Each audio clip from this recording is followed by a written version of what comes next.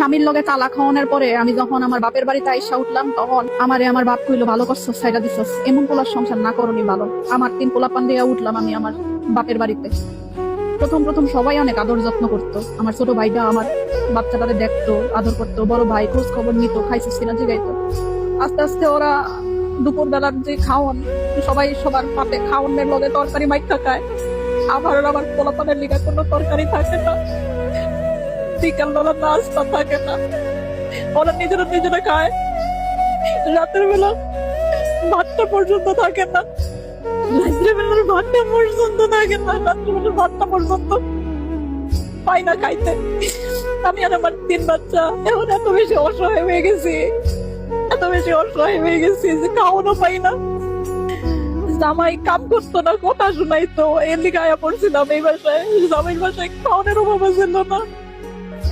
এই